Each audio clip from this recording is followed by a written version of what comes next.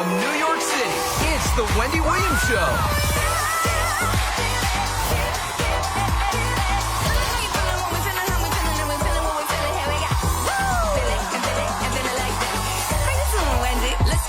Now, here's Wendy!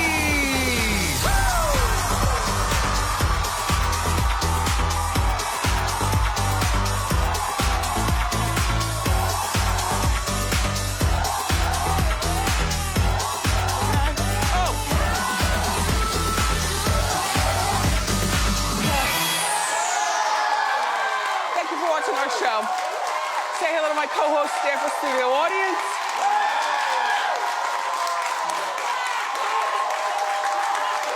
And the virtuals at home. How you doing? Okay. Let's get started. It's time for Hot Topics.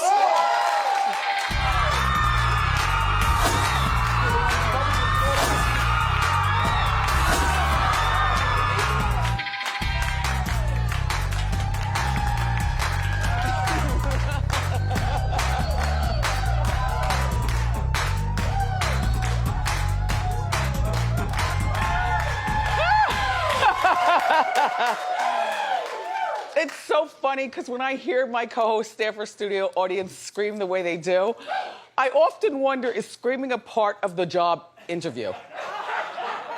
Just in case, you know. Yes, you. Yes, you. So today is your last day here in the studio audience, but I see that Michael Lee has made some t-shirts for you that say, I sat in the Wendy audience for 9 months and all I got was this lousy t-shirt. You're doggone right. 144 shows.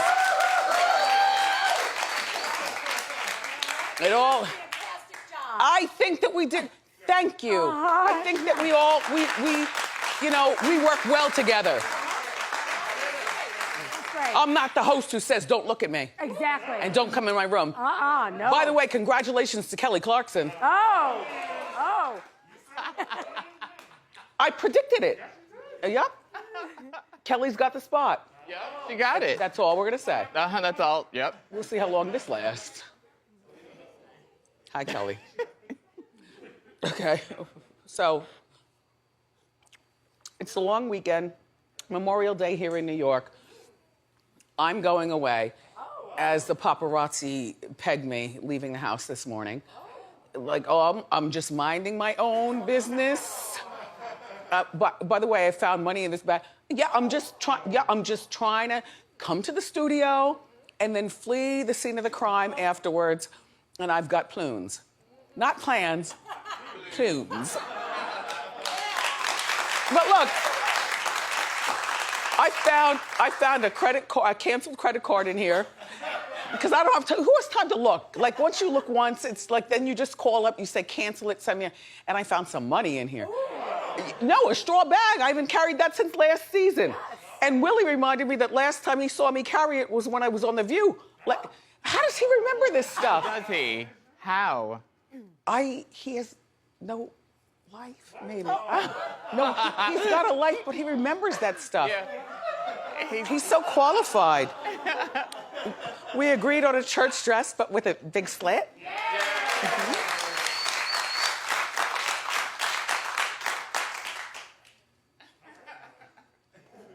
You always give me the ill look. What'd I do? I don't know. Whenever I see you talking to Mark, I always think something's going on behind my back. We were actually talking very great about you. What were you saying? We're like, Wendy is the greatest of all time. And then here you go rolling your eyes at us. That's because you know on Tuesday it's about to all change. It's going to be you and you, right? Marco. I call you Mario a lot, sorry. Mario. It's gonna be Marco producing the audience, screaming. You're gonna still stay with the music, but the stuff we like. Yes. Nortman will be there frightened. Like always. And I'm just gonna sit right here and watch it all go down. I don't know whether... Well, no, I don't know how my movements are produced for Monday. I just know that I'd rather not move. I'd rather you come in and, you have a seat and have a good time.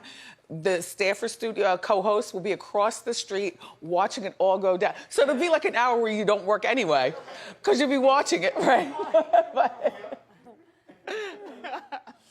Anyway, so Puff and Jennifer Lopez, they were great in theory, but he posted a throwback Thursday photo yesterday. But that's good though, right? Well, no, and she knows what she's doing. She needs something bigger than the 6 train to make her Jenny on the block and the international superstar that she is. And we must give it up to Puff, because he helped make that happen. 11 traffic lights. Yup, that's the look. Yup. Give it up to Puff, Shine, who had to take the L for it all. Those 11 in Belize. Hi. Hi, Shine. And 11 traffic lights. And then Jen was like, nope, I'm out. I think I got from you what I need. I danced with you in videos and did what I had to do, and now I know what to do. It was an equal opportunity usation. I don't want you back together. I want her with Mark Anthony. Like, you served your purpose, Puff. That's the couple.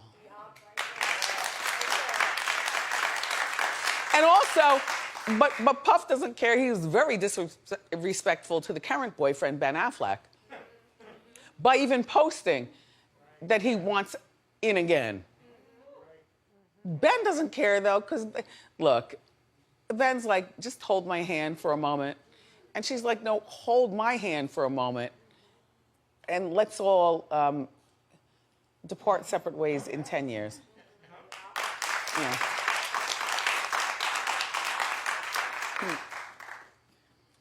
Cute. In the meantime, on Keeping Up with the Kardashians last night, can you just come along? Kim found out that she failed what they call the baby bar law exam. Well, the thing is that you can go to law school for 1 year, and then you could take what they call the mini bar. You'll still have to stay in school, but it at least puts you on track for what you need to study when it comes time for the bar. I guess it makes you feel egotistically good. It makes you look good to your professors. It makes you look good to people. She failed. Well, take a look. You needed a 560, you got a 474. That's extremely close on a test that most people are not taking in the middle of a pandemic. I am a failure.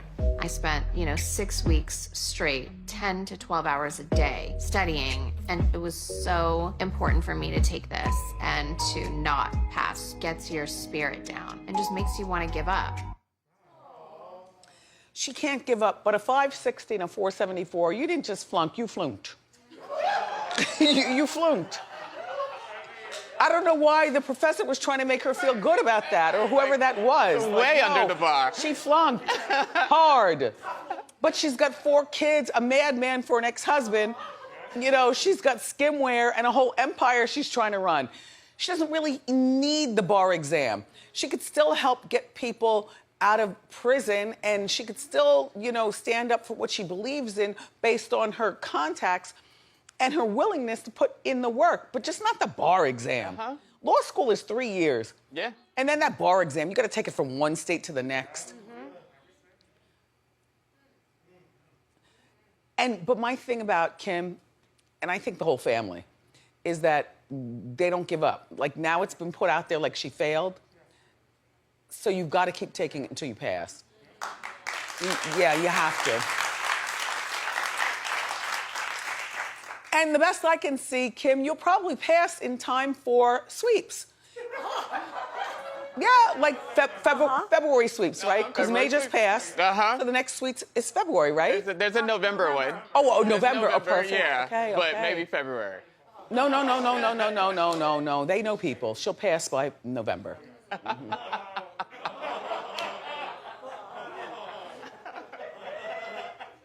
It's not like surgery. You know what I mean? You read a few books, you know stuff. you call up Van Jones, and then you take him into court, and then you defend your clients. The rumor, by the way, is that Kanye has got a new girlfriend. Look, I just have to make him... Okay, well, that's her. Irina Shayk. Now, you know that name. We've talked about her. She's Brad Cooper's baby's mother.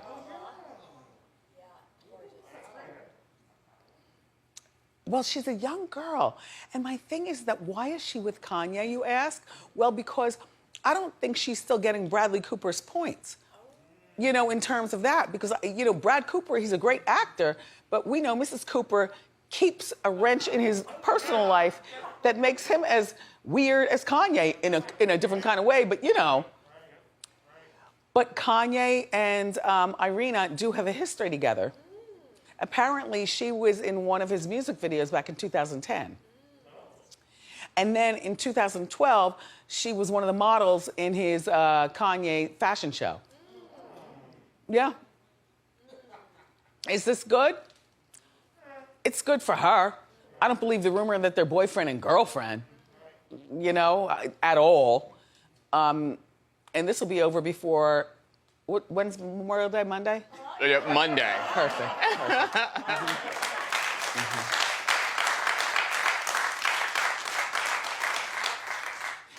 Clap if you're going to the beach this weekend. Clap. Clap if you're getting on a plane. For our long weekend, we don't work on Monday encore performance. Nobody's getting on a plane. I'm the only one? Well, all right, no, I'm not. I was trying to create mystery and, you know.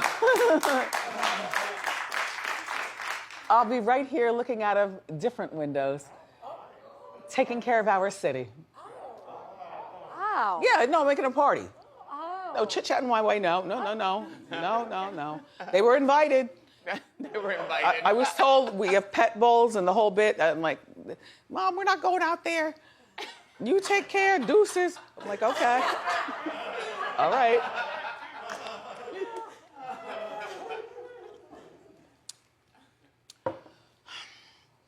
Porsha Williams is opening up about her upcoming wedding to that finance guy, Simon. I know. Just bear with me, okay? So here's Simon. You know, Simon is the ex-husband of Porsha's former co-star, the one that they tried to say this is her. She and Porsha are best friends. They weren't best friends. They didn't even know each other. It was like a thing. So I don't blame Porsha for getting with Simon because that wasn't her friend. That was a man with a wandering eye or three. Or three. Mm-hmm. 3 is the amount of weddings that Porsha wants to have. Excuse me. That would be February sweeps. Oh, yes. Yeah. Yes. Mm-hmm. Yes. Yeah. Take a look. Will it be a themed wedding? Well, not necessarily themed, because, you know, he's African, so we're going to have a native law and custom ceremony and a regular wedding, and then we're going to have another wedding at one of, you know, the houses that are out of the country. Now, don't be impressed. One of the houses out of the country. Let me tell you something right now, and I haven't traveled a lot, but you know how land is cheap and houses are cheap, and you can say you have a house, but really it's a trailer on one property in one state, a straw hut in another, and a little something with a shared pool by the community in another. So you have houses. Yes. I don't need 3 weddings. I think 3 weddings is too much. I think at this point in Porsha's life, she's ready to just go to the justice of the peace and marry this man. You know he already has 11 ahead of you. I don't think Porsha's serious about this. Simon is selling his home that he shared, though, with Porsha's ex-fake friend. $4.9 million. This would get you 1 garage in Manhattan, okay? There's nothing like Atlanta. 10 bathrooms, 7 bedrooms, a pool, a guest house. That's where he first met Porsha. So he's saying that I want to keep the house, you know, but I have got to sell the house. And I would say to Porsha, yeah, sell the house because this is where Fallon's been. And so you have to be reminded of what you did. But not your fault. It's his fault. Oh, gosh. I don't know. Do I have a low-lying lash or heavy? I don't know. Anyway. Good luck, Porsha. By the way, the only reason why I put up with the entire story was because I saw head crack. We love head crack. Head crack is smart. And he kicks a good game. Mm-hmm. Hi, head crack. Uh-huh. Mm-hmm. Mm-hmm. Mm-hmm. Mm-hmm. So you know the actress Mindy Kaling? We like her here. There she is. Well, she wants to normalize unmarried women wearing rings on the finger. I don't. What are you talking about, Mindy? This confuses men. They're stupid enough to begin with. They need to see what they see and not what they can't. That's why, like, you can't wear too many big clothes around men because you have to remind them of what is all, you know what I mean? Like, you can't soil the finger with the ring because men take that like you're married, which to some nasty men, that makes you hotter, but to regular men, that makes you a turnoff. Girls, don't listen to Mindy. Yeah. Don't listen to her. If you got a lonely ring finger, all you do is you call up your jeweler. Like when I called up Will, I was like, look, just make it like a big giant marigold. Cover the finger. So it gets lonely over here. Like I'm used to, you know, like finally all of the lines and stuff are taken away from all that wearing of all those years. But I don't want to wear a ring there. The flying saucer covers it, right? So I feel like I'm wearing a ring, but I'm not wearing the ring. And Mindy, buy a thumb ring, buy a pointer ring, buy a booby ring, buy a nose ring, but not the ring for the finger. Men are stupid. It gets them confused. And you know what? And that's also not a Me Too thing. What it's doing, it's keeping girls away from men as opposed to bringing them closer to them. You might not matter or care because you're a little older. You have your child, and I guess she has two kids and a love life. I don't know about a love life. All right, honest. you wear that ring. We'll follow you wearing that ring.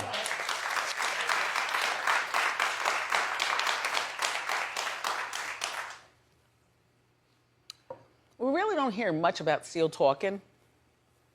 You know, he's just, to me, kiss of the rose.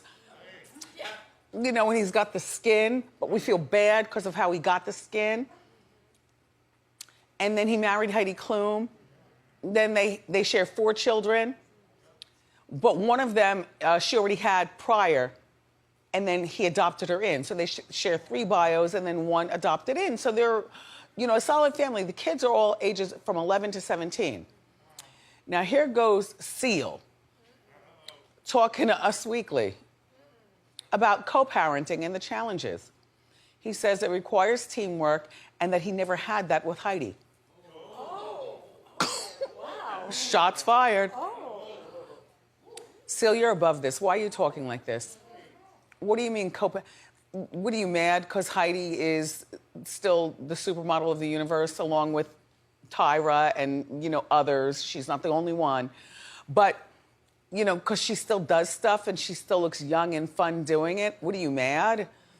What are you mad because she's not there when you call her crying at 10 o'clock at night because you're not touring, but she's able to make something of her life during the quarantine? Mm-hmm. I don't want to see Seal be like this. I just want to see him co-parent and just shh.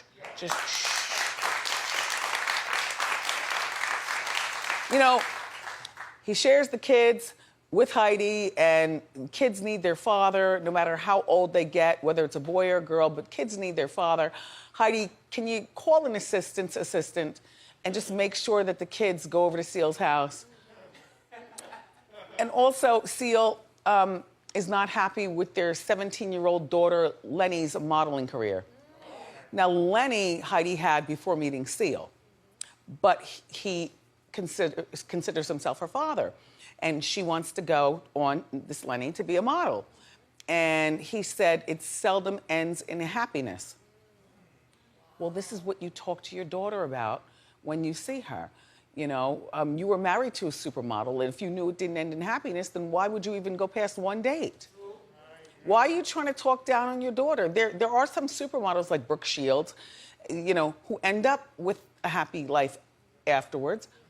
Heidi seems to be happy afterwards. I don't want to hear this so that we know it. I mean, even though this kind of stuff is good for a slow news day here at the Bureau. Yep. Absolutely. But eventually...